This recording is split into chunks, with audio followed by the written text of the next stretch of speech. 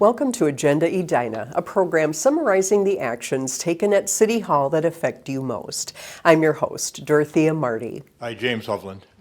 Mayor Jim Hovland and council members Carolyn Jackson and James Pierce officially began their new terms by taking the oath of office at the City Council's first meeting of the year. City Clerk Sharon Allison swore each of them into their offices on both the City Council and Housing and Redevelopment Authority. The trio was re-elected in the 2024 general election. Their four-year terms will expire in January 2029. The City Council met with its legislative delegation from the state earlier this month, sharing priorities for the 2025 legislative session. Edina has 5 priorities specific to the community.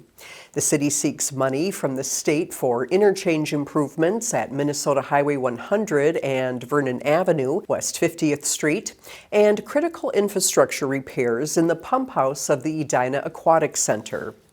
The city is asking for a sales tax exemption for projects at Braemar and Fred Richards Parks. The city is also asking for a change in tax increment financing, or TIF, legislation to extend the rule to start projects within 5 years of approval to 10 years for 2 TIF districts in the Greater Southdale District. Finally, the city is asking for a change to state law to better protect municipal employees with enforcement functions. The current law recognizes the need to protect certain employees whose jobs make it more likely they will be the target of assaults by escalating charges from 5th to 4th degree assaults when they occur against peace officers, firefighters, school officials, and public employees with mandated duties. The current law does not extend to employees required to enforce administrative codes, rules, ordinances, and laws as part of their job duties, such as building officials, utility workers, and municipal liquor store clerks. A legislative agenda that is adopted and approved by a city council is really that city council's statement to the state legislature of what it wants to see accomplished in the upcoming session, things that they want to see changed, new things they'd like to see introduced. It's a way that you can kind of put it all in writing and be clear to everybody involved what the City Council wants. The 2025 regular session of the Minnesota Legislature began January 14th. From tackling flood risks to enhancing infrastructure, Ross Bittner's work has a lasting impact on Edina.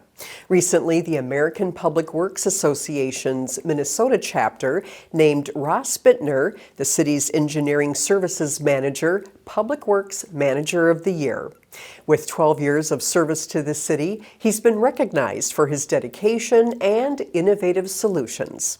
Edina TV takes a closer look at how Bittner's efforts continue to improve life in our community.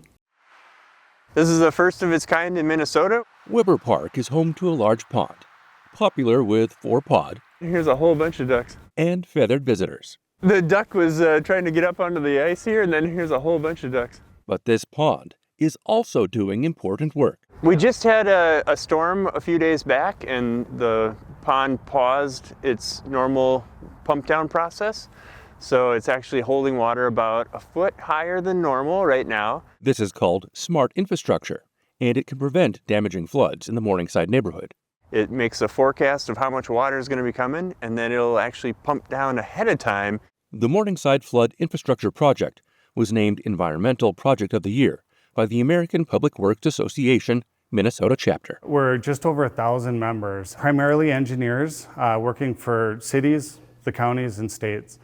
It also selected Engineering Services Manager Ross Bittner as Manager of the Year. Ross is just a fantastic guy, really committed to the industry, not just within the city of Edina, but the entire industry, advocating for stormwater type projects, environmental improvements, just to make sure that he leaves his position and leaves the community in a better place than when he started.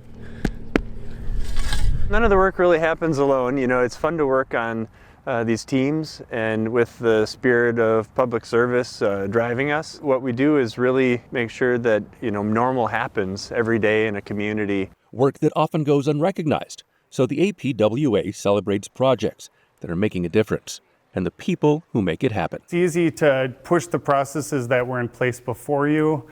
Ross doesn't do that. He's willing to dive into the details, talk about what works, what doesn't, and really push some of these initiatives that we need to. A lot of times they're hard, expensive, create a lot more work, but they do leave the world in a better place than when he started. Bintner says for those entering the engineering field, working in the public sector comes with lasting rewards. What we build is here on the landscape, and our successes and our failures are right there in front of the community. So when you really get a project that's a hit, that connects with what the community wants, you couldn't take this away from people because it's really it's knit into the fabric. And in a community built largely during the post-World War II boom years, there's a lot more work to do. We want this community to be thriving, 20 or 50 years hence. So we have a lot to do, but it's for a good purpose, and it's about keeping the community strong. I'm Dan Carpenter for Edina TV. The city estimates the now completed Morningside Flood Infrastructure Project avoids $150,000 per year in damages. January 10th was one for the history books at Braemar Arena. On that day, the Hornets sold out the 2,000-seat West Rink for the first time in the girls' hockey team history. Edina alumni Laura Horton and Lindsay Sorum organized the event with help from peers in Minnetonka to celebrate the progress in girls hockey. This month marks 30 years since the Edina and Minnetonka girls hockey teams joined the Minnesota State High School League. The idea really came about last spring when myself and another Minnetonka mom kind of got together and said, wouldn't it be incredible for these two programs to sell at a regular season game? And it kind of started as a sellout idea, and it is absolutely transformed into something much bigger than that. More importantly, organizers viewed the game as a springboard to spotlight the importance of mental health through Sophie Squad. Sophie Squad is a Minnesota nonprofit dedicated to holding brave conversations and providing resources to student athletes contending with mental health challenges and stigma. They typically do this at games and other events in collaboration with local teams like Edina. We've been selling cookies, all sorts of apparel, sweatshirts, things like that. So we just thought it would be good for the girls to spread the message about mental health awareness.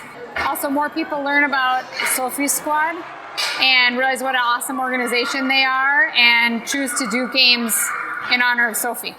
Admission to the game was free thanks to Tradition Mortgage.